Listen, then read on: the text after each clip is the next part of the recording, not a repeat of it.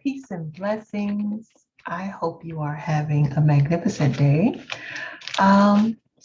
Welcome back to Story Time. And today I will be reading this story called aAnansi and the Talking Melon. The story is retold by Eric A. Kimmel and illustrated by Janet Stevens. This story is just for fun. And I've read a couple of aAnansi stories, and this one was amusing. So I hope you enjoyed the story.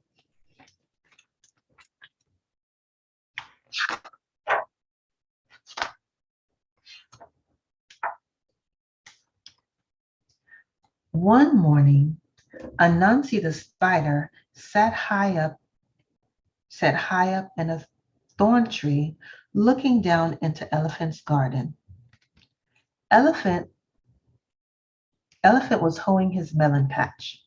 The ripe melon seemed to call out to aAnansi, "Look how juicy and sweet we are. Come eat us."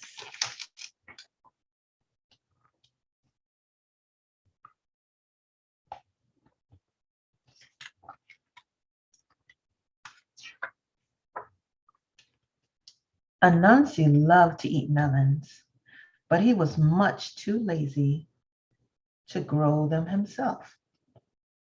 So he sat up in the thorn tree, watching and waiting while the sun rose high in the sky until the day grew warm. By the time noon came, it was too hot to work. Elephant put down his hoe and went inside his house to take a nap. Here was the moment aAnansi had been waiting for. He broke off a thorn and dropped down into the melon patch.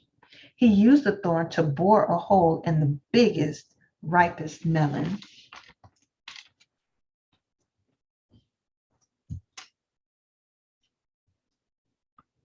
These are some beautiful illustrations.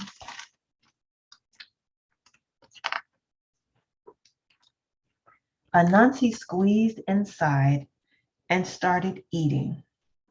He ate and ate until he was as round as a berry. "I'm full," aAnansi said at last. "Elephant will be coming back soon. It is time to go."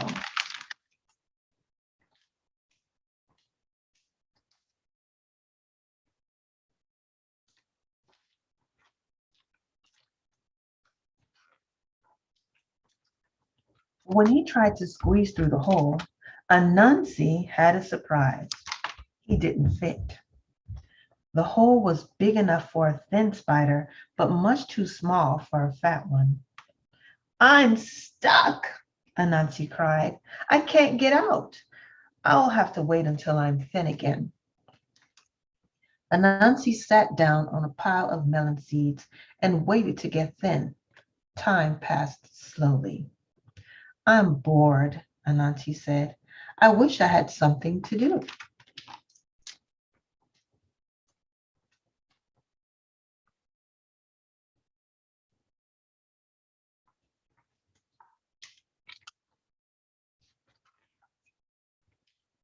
Just then he heard Elephant returning to the garden. aAnansi had an idea. "When Elephant gets closer, I will say something. Elephant will think the melon is talking. What fun!" Elephant walked over to the melon patch. "Look at this fine melon. How big and ripe it is," he said, picking it up. That is a really big melon.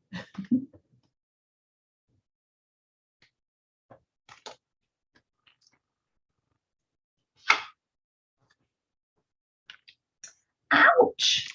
cried aAnansi. Elephant jumped. "Ah! Who said that?" "I did. The melon," aAnansi said. "I didn't know melons could talk," said Elephant.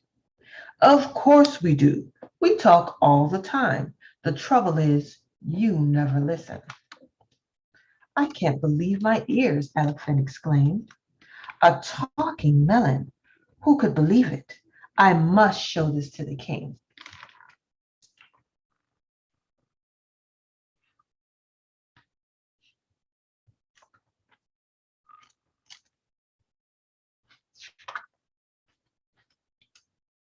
Elephant ran down the road, carrying the melon with aAnansi inside. Along the way, he ran into Hippo. Where are you going with that melon? Hippo asked. I'm taking it to the king, Elephant told him.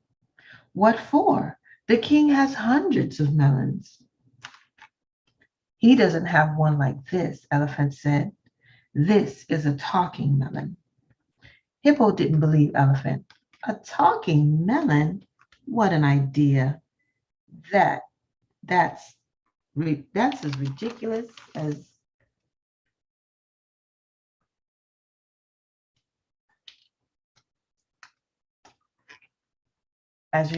as a skinny hippo, the melon said. Hippo got so angry, his face turned red. Who said that? Did you say that, Elephant?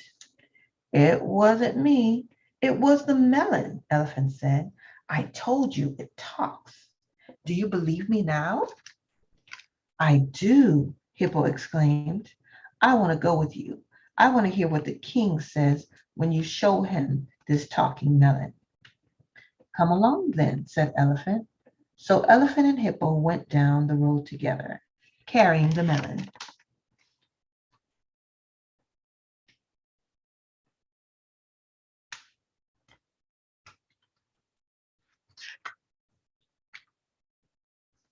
By and by, they ran into Warthog.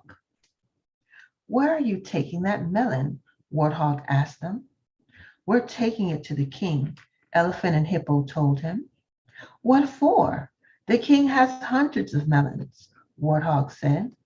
He doesn't have one like this, Hippo replied. This melon talks. I heard it. Warthog started to laugh. A talking melon? Why, that is as ridiculous as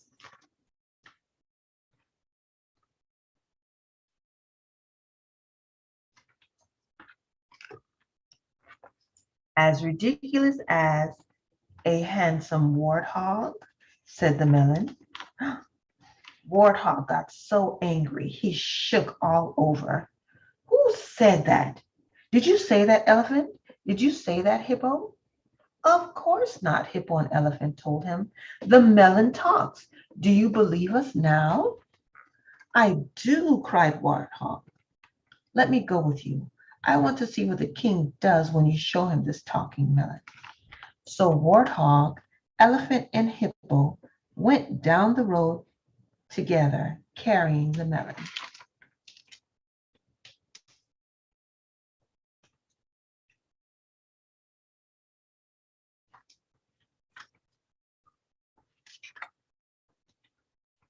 Along the way, they met ostrich, rhino, and turtle. They didn't believe the melon could talk either until they heard it for themselves. Then they wanted to come along too.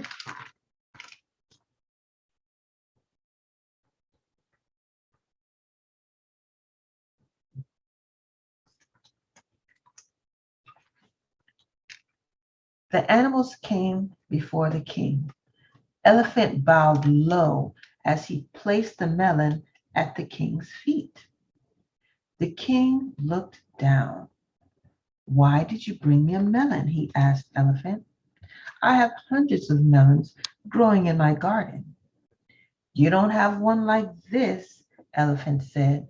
This melon talks.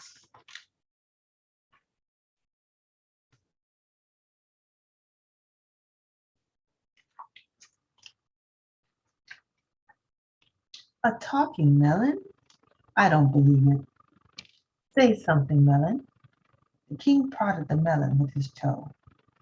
The melon said nothing.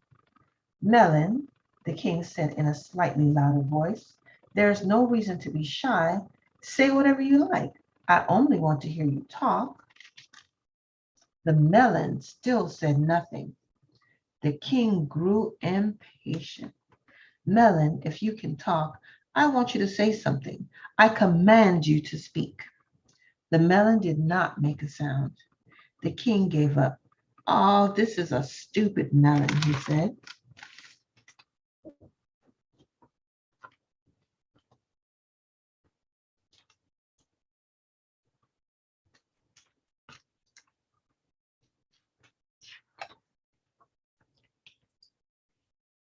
Just then, the melon spoke.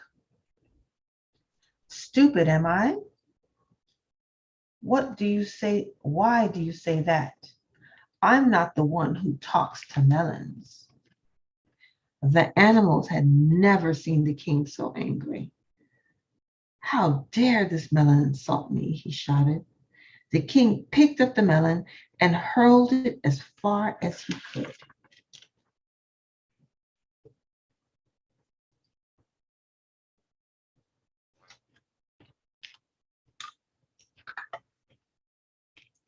The melon bounced and rolled all the way to Elephant's house. Kapow! It smacked into the thorn tree and burst into pieces. aAnansi picked himself up from among the bits of melon rind. All the excitement had made him, excuse me, all the excitement had made him thin. And now that he was thin again, he was hungry. aAnansi climbed the banana tree. He settled himself in the middle of a big bunch of the bananas and started eating.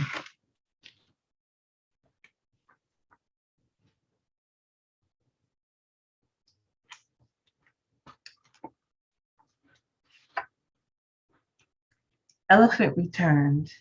He went straight to the melon patch. You melons got me in trouble with the king, Elephant said. From now on, you can talk all you like. I'm not going to listen to a word you say. Good for you, Elephant, aAnansi called from the bananas. We bananas should have warned you. Talking melons are nothing but trouble.